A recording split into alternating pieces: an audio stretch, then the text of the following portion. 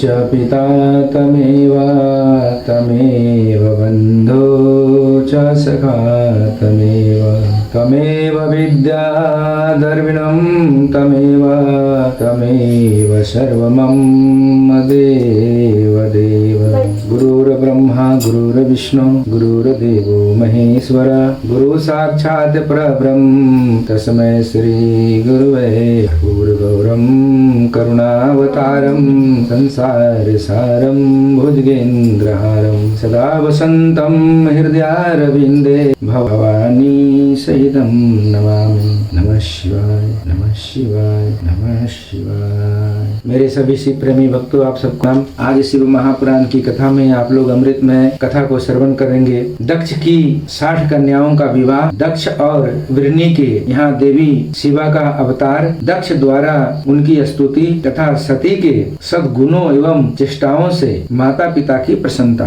ब्रह्मा जी कहते हैं, देवर्षि, इसी समय दक्ष के इस वर्ताव को जानकर मैं भी वहाँ आ पहुँचा और पूर्वत उन्हें शांत करने के लिए सांत्वना देने लगा। तुम्हारी प्रसन्नता को बढ़ाते हुए मैंने दक्ष के साथ तुम्हारा सुंदर स्नेहपूर्ण संबंध स्थापित कराया। तुम मेरे पुत्र हो, मुनियों में श्रेष्ठ और संपूर्ण देवताओं के प्रिय हो। अतः बड़े प्रेम से तुम्हें आश्वासन देकर मैं फिर अपने स्थान पर आ गया। तदंतर प्रजापति दक्ष ने मेरी अनुयन के अनुसार अपनी पत्नी के गर्भ से 60 सुंदरी कन्याओं को जन्म दिया और आलस्य रहित हो धर्म आदि के साथ उन सबका विवाह कर दिया। मुनीश्वर, मैं उसी प्रसंग को बड़े प्रेम से कह रहा हूँ, तुम सुनो। मुने, दक्ष ने अपनी 10 कन्याएं विधि पूर्वक धर्म को ब्याह दी। 13 कन्याएं कश्यप मुनि को दे दी और 27 कन्याओं का विवाह चंद्रमा के साथ कर दिया। भूतिया बहुपुत्र अंगिरा तथा कुशाश्व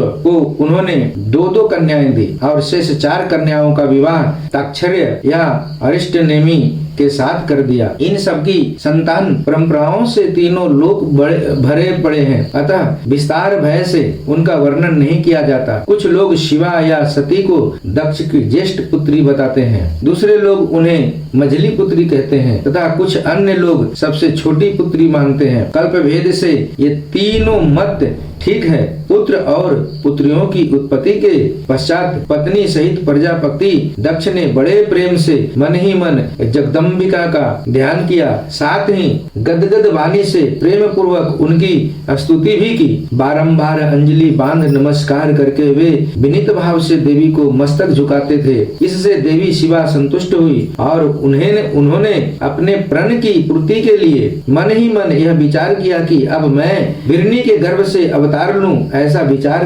कर वे जगदम्बा दक्ष के हृदय में निवास करने लगी। मुनि श्रेष्ठ, उस समय दक्ष की बड़ी शोभा होने लगी। फिर उत्तम मुहूर्त देखकर दक्ष ने अपनी पत्नी में प्रसन्नता पूर्वक गर्भाधान किया। तब दयालु शिवा दक्ष पत्नी के चित्त में निवास करने लगी। उनमें गर्भाधारण के सभी चिन्ह प्रकट हो गए। तात उस अवस्था में वृणी की शोभा बढ़ गई और उसके चित्त में अधिक हर्ष छा गया। भगवती शिवा के निवास के प्रभाव से वृणी महामंगल रूपनी हो गई। दक्ष ने अपने कुल संप्रदाय वेद ज्ञान और हार्दिक उत्साह के अनुसार प्रसन्नता पूर्वक पुंसवन आदि संस्कार संबंधी श्रेष्ठ क्रियाएं संपन्न की। उन कर्मों के अनुष्ठान के समय महान उत्सव हुआ। प्रजापति ने ब्राह्मणों को उसकी इच्छा के अनुसार धन दिया। उस अवसर पर वृणी के गर्भ में देवी का निवास हुआ। जानकर श्री विष्णु आदि सब देवताओं को बड़ी प्रसन्नता हुई। उन सबने वहां आकर जगदम्बा का स्तवन किया और समस्त लोगों का उपकार करने वाली देवी शिवा को बारंबार प्रणाम किया। वे सब देवता प्रसन्न चित्त हो दक्ष प्रजापति तथा वृणी की भूरी भूरी प्रशंसा करके अपने अपने स्थान को लौट गए। नारद, जब 9 महीने बीत गए तब लौकिक गति का निर्वाह कराकर 10वें महीने के पूर्ण होने पर चंद्रमा आदि ग्रहों तथा ताराओं की अनुकूलता से युक्त सुखद मुहूर्त में देवी शिवा शीघ्र ही अपनी माता के सामने प्रकट हुई। उनके अवतार लेते ही प्रजापति दक्ष बड़े प्रसन्न हुए और उन्हें महान तेज से देदीप्यमान देख उनके मन में यह विश्वास हो गया कि साक्षात वे शिवा देवी ही मेरी पुत्री के रूप में प्रकट हुई है। उस समय आकाश से फूलों की वर्षा होने लगी और मेघ जल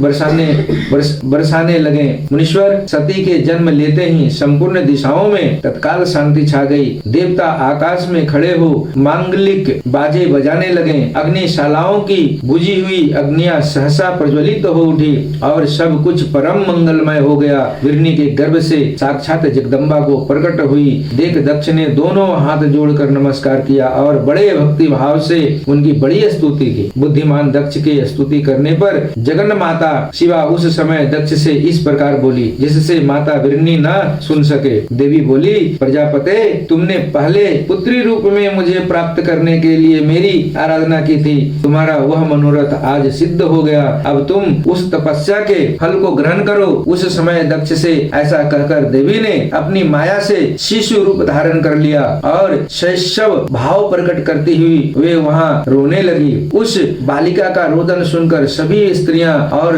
दासियां बड़े वेग से प्रसन्नता पूर्वक वहाँ आ पहुँची। अस्किनी की पुत्री का अलौकिक रूप देखकर उन सभी स्त्रियों का बड़ा हर्ष हुआ। नगर के सब लोग उस समय जय जयकार करने लगे। गीत और वाद्यों के साथ बड़ा भारी उत्सव होने लगा। पुत्री का मनोहर मुख देखकर सबको बड़ी ही प्रसन्नता हुई। दक्ष ने वैदिक और कुलोचित आचार का विधि पूर्वक अनुष्ठान किया, ब्राह्मणों को दान दिया और दूसरों को भी धन बांटा। सब ओर यथोचित गान और नृत्य होने लगे। भांति भांति के मंगल कृत्यों के साथ बहुत से बाजे बजने लगे। उस समय दक्ष ने समस्त सद्गुणों की सत्ता से प्रशंसित होने वाली अपनी उस पुत्री का नाम प्रसन्नता पूर्वक उमा रखा। तदंतर संसार में लोगों की ओर से उसके और भी नाम प्रचलित किए गए, जो सबसे सब महान मंगलदायक तथा विशेषतः समस्त दुखों का नाश करने वाली है। विरनी और महात्मा दक्ष अपनी पुत्री का पालन करने लगे तथा वह शुक्ल पक्ष की चंद्र कला के समान दिनों दिन बढ़ने लगी। दिव्य श्रेष्ठ बाल्यावस्था में भी समस्त उत्तमोत्तम गुण उसमें उसी तरह प्रवेश करने लगे जैसे शुक्ल पक्ष के बाल चंद्रमा में भी समस्त मनोहरणी कलाएं प्रविष्ट हो जाती है। दक्ष कन्या सती सखियों के बीच बैठी बैठी जब अपने भाव में निमग्न होती थी तब बारंबार भगवान शिव की मूर्ति को चित्रित करने लगती थी। मंगलमयी सती जब बाल्योचित सुंदर गीत गाती तब अस्थागुन हर एवं रुद्र नाम लेकर अस्मर शत्रु शिव का स्मरण किया करते थे। आज की कथा अपने गुरु के चरणों में यही विराम। आगे की कथा अगले वीडियो में सुनेंगे, जिस कथा का नाम सती की तपस्या से संतुष्ट देवताओं का कैलाश में जाकर भगवान शिव का स्मरण करना। फिर से मेरा आप सबको प्रणाम। नमस्कार।